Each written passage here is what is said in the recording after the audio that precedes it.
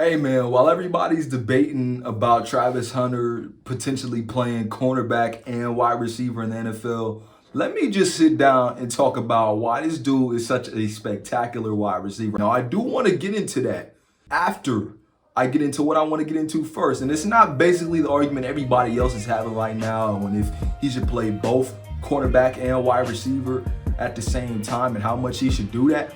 But if he does end up choosing one, or he ends up majoring in one and minoring in the other, I feel like receivers should be the choice. I feel like on a year-to-year basis, it's harder to be a more consistent cornerback than it is to be a more consistent wide receiver. There will be years where elite cornerbacks that we know to be elite cornerbacks will like randomly have a weird season, and then they'll have another good 2 seasons, and then they'll have another questionable season, and we're like, oh, I mean, you're still an elite cornerback, but what was with the down year? Cornerback is a position where, play and consistency can kind of fluctuate from year to year. I feel like wide receiver, it's more, a sure bet that you're going to stay more consistent at wide receiver than it is cornerback. At the same time, wide receivers also just get paid more than cornerbacks. So that's another big money reason into why I think Travis Hunter should be a wide receiver. Just on top of the fact that while he's an awesome corner, he's the best cornerback in his draft. If he played mainly cornerback in the NFL, he'd be a top 10 cornerback in the NFL. While saying that though, I think he is a better wide receiver, and I think he's gonna ball out as a wide receiver. I think the Jamar Chase, the Odell Beckham Jr., all the kind of comparisons he's getting right now, I think they're valid, and I think he's going to be an elite wide receiver in the NFL. But people want to talk with Travis Hunter so much about the route running, and rightfully so much about the release off the line of scrimmage, so much about the yards after the catch ability, so much about the 50-50 ball ability. All those are great. It's so many reasons why he's going to be an elite wide receiver in the NFL. But there are 2 big things with Travis Hunter that I really want to get to on why I feel like he's going to be such a great receiver. And while there are 2 things that people do talk about when they talk about Travis Hunter, I think there are 2 things that need to be talked about more into what's going to make him an elite receiver, because I've seen these 2 things make other receivers so elite. First, I want to start off with Travis Hunter's body and ball adjustment as a wide receiver, man, because skill sets like that as a wide receiver is the type of thing that makes you quarterback proof. Travis Hunter has a ton of those traits that would allow us to say that about him.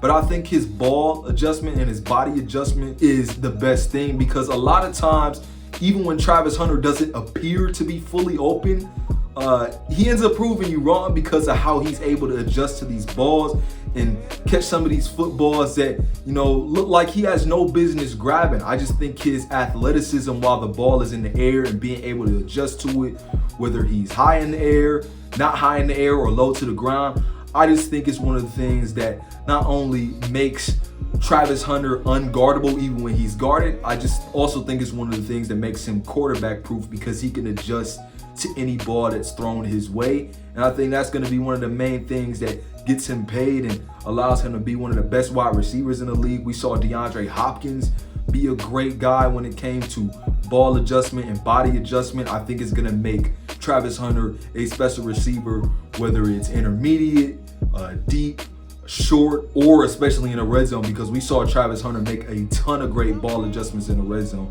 We talk so much about his route running. We talk so much about his 50-50 ball, receptions and his release.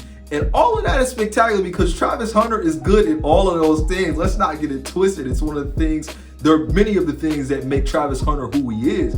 But I think ultimately when he gets in the league and starts balling out, I think his ball adjustment is going to be one of those things that you're like, okay, this is why this dude is able to play well with whoever he plays with. This is why he's able to catch what he catches no matter what position he is in.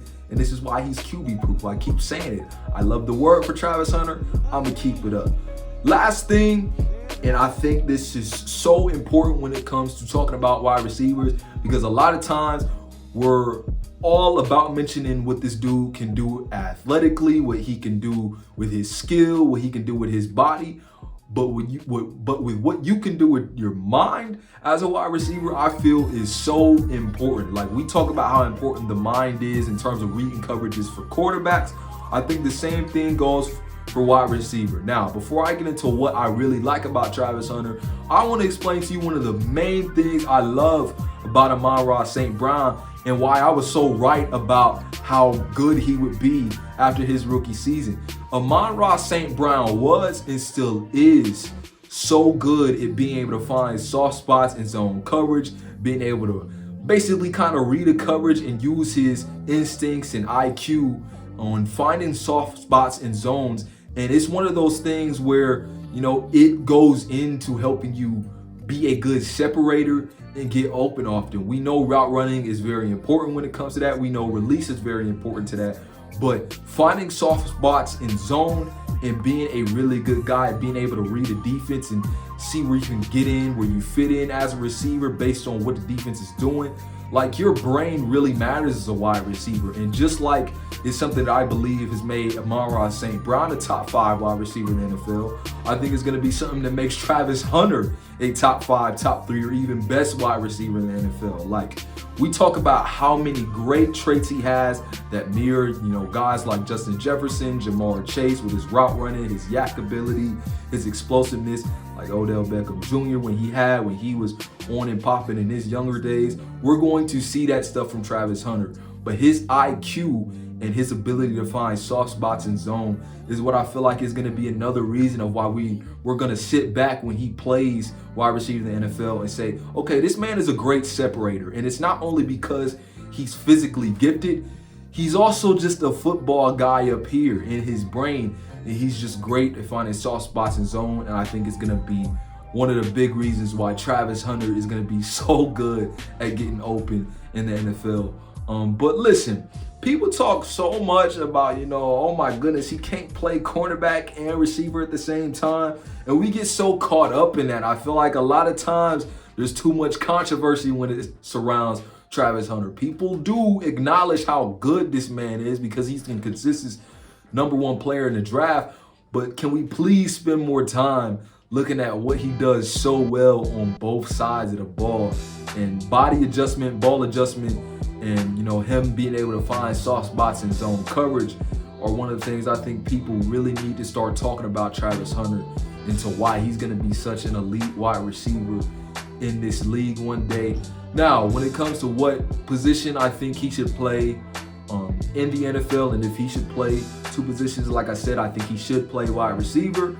I think if he wanted to play 2 positions like he does, and he does want to play 2 positions, if he ends up doing that, I think it's going to be better to major in cornerback and minor in wide receiver, just because I think it takes way more consistent discipline to play cornerback. I don't think it's something you can, you know, take as a minor. I think it's something you have to, you know, have a major in, and I think he's skilled enough to be a guy where you have specific packages for him on offense and you use him in the slot a lot of times. But I would not be surprised if he ends up balling out if he majors in wide receiver and minors in cornerback. I think the dude is going to be spectacular. Now, I do have some injury concerns when it comes to him playing both sides of the ball. While we acknowledge all these barriers Travis Hunter could break in terms of being a football player who plays on both sides of the ball, one of the barriers you cannot break is the anatomy and the function of the human body. That's just something you can't get past. You have to be smart about it.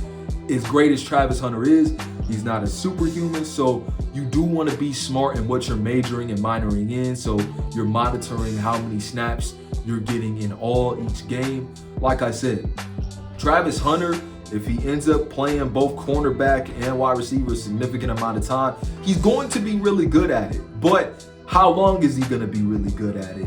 And how long are you going to be making big bucks for how well you're playing? I think that's something Travis Hunter needs to take into account when we talk about him balling out at cornerback and balling out at wide receiver. But Travis Hunter, he's probably the safest player to pick in this draft out of him, Abdul Carter, Cam Ward, Will Campbell, all the top guys in the draft. He's the safest pick by far. We have some incredible players in this year's NFL draft, but Travis Hunter, to me, is definitely the surest bet to be a superstar in the NFL. But whether it be whatever position he needs to play, or, you know, whatever skill set you think is the best at wide receiver or cornerback for Travis Hunter, that discussion is now in the hands of you guys. This has been Malik Hicks signing off. Peace out, and I'll see you on the other side. Peace.